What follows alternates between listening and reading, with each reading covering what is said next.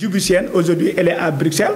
La secrétaire générale chargée de l'entrepreneuriat féminin, c'est une Sénégalo-guinéenne qui est établie en France, Nassia Séné.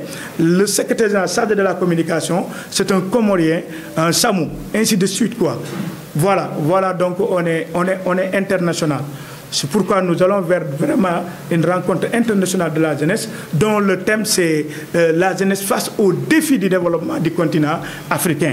Mais également, il y a d'autres activités, des Olympiades de mathématiques, prix du professeur Mamadou Sangaré pour les mathématiques, en partenariat avec la direction de l'enseignement moyen secondaire général, parce que Mamadou Sangaré, il a été notre conseil depuis la création du mouvement. Et il n'est pas n'importe qui. On l'appelle même le Khalif général Koulou mathématiques au Sénégal. Oui, parce qu'il a été donc le chef du département de mathématiques et de l'informatique de la faculté des sciences. Donc il était le directeur de l'enseignement supérieur. Il a initié le directeur de l'école doctorale, de la cryptologie, de la géométrie algébrique, ainsi de suite. Mais il a eu à créer ici, à Hambourg, un des instituts qui fait la fierté de l'Afrique. C'est EMS, the African Institute for Mathematical Science. Donc, institut africain pour des sciences mathématiques. Il n'y a que 3 en Afrique. Un institut au Nigeria, un institut en Afrique du Sud et un institut au Sénégal. Et c'est des millions qui sont injectés donc, dans ces instituts-là. C'est des prix Nobel, c'est des médailles Fields qui quittent la France pour venir uniquement délivrer des cours et rentrer en France. Médaille Fields, c'est comme Cédric Villani. Donc, il a eu à me présenter Cédric Villani. C'est un médaille Fields. Et aujourd'hui, c'est un candidat à la mairie pour briguer la mairie de Paris. Voilà, ce sont ces grands intellectuels, ces grands mathématiciens qui quittent France pour venir former les Africains. Parce que l'Institut abrite la crème en Afrique. Et il n'y a que 3. Donc nous, pour rendre hommage, il est en retraite, pour rendre hommage au professeur Mamadou Sangaré, nous avons initié ce qu'on appelle des Olympiades de mathématiques, prix du professeur Mamadou Sangaré pour les mathématiques. Et là, la directrice de l'enseignement moyen secondaire général nous avait reçu et il nous avait même proposé de travailler avec l'équipe nationale des Olympiades de mathématiques au Sénégal.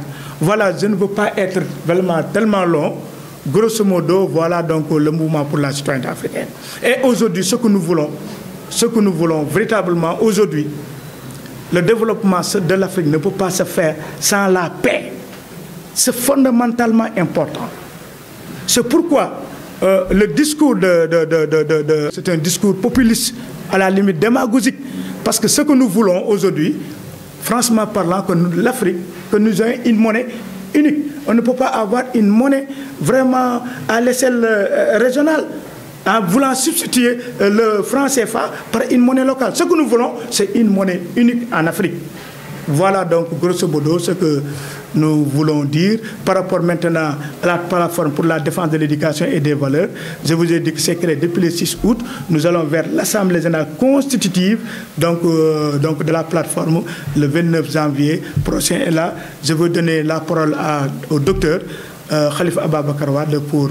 projet du mouvement pour la citoyenneté africaine. C'est un projet que nous avons conçu l'année dernière et que nous avons présenté aux autorités de Fatick. D'abord le préfet de Fatick, ensuite les autorités de l'université du Sine Saloum, n'est-ce pas? Et ce serait donc une phase pilote au niveau de Fatick avant de disséminer un peu le projet au niveau du Sénégal. L'objectif général du projet, le projet s'intitule Projet Université et École éco-responsable. Université et école éco-responsable. L'objectif général, c'est de faire de l'université et de l'école un cadre de conception, de mise en œuvre et d'impulsion d'actions éco-responsables et de développement durable. Donc, nous avons 3 axes dans l'objectif général. La conception, la mise en œuvre et l'impulsion d'actions éco-responsables. Il ne s'agit pas seulement de reverdir les écoles, de planter des arbres. Non. Il s'agit d'agir d'abord sur les élèves, sur les étudiants. Donc, nous avons 4 axes. Le premier axe, c'est l'éducation environnementale et au développement durable. faire des étudiants et des élèves des éco-responsables. Deuxièmement, encourager la recherche et l'innovation concernant l'écologie et le développement durable au sein des écoles et des universités. Troisièmement, mener des initiatives pour transformer les cadres de vie des écoles et des universités. Donc les reverdir, les rendre plus propres par les acteurs eux-mêmes. Ceux qui sont à l'intérieur eux-mêmes vont transformer leur cadre de vie. Donc ce ne sera plus l'étudiant qui va détériorer l'université, ce ne sera plus l'élève qui va détériorer l'école, qui va briser des tables bancs, qui va salir l'école, mais c'est l'élève qui va rendre l'école plus propre et plus vivable. Quatrième axe, c'est de transformer l'environnement. Maintenant, le quatrième axe, c'est le rapport école-milieu, université-milieu. L'école va transformer son milieu social. L'école qui se trouve dans une commune va agir pour transformer l'environnement de la commune dans le sens du développement durable. L'université qui est par exemple à Kaolack, à Fatick ou bien à Bambey va agir sur la région, sur le département pour que le cadre soit préservé et transformé dans le sens du développement durable. Donc voilà les 4 axes de ce projet que nous avons proposé et que nous sommes en train de dérouler. Voilà, Monsieur le Président, je crois que c'est ça. Oui. Concernant maintenant la plateforme, nous avons aussi, depuis l'année dernière aussi, surtout avec les mouvements d'indiscipline qu'on a notés au niveau de certaines écoles en fin d'année scolaire, nous avons cru bon de créer une plateforme de promotion de l'éducation et des valeurs. Et cette plateforme-là a été mise en place et Monsieur le Président va présenter ceux qui dirigent la plateforme. Mais nous pouvons dire que c'est une plateforme qui vise à éduquer les élèves au civisme, aux valeurs culturelles africaines. Nous sommes un mouvement pour la citoyenneté africaine. Cette citoyenneté-là a pour socle nos propres valeurs culturelles. Et enfin, développer donc cette citoyenneté africaine. C'est pourquoi d'ailleurs nous avons une table ronde sur la citoyenneté africaine. Une notion que nous allons brandir et que nous allons développer et que nous allons essayer d'inculquer à l'ensemble de la jeunesse africaine cette notion de citoyenneté africaine.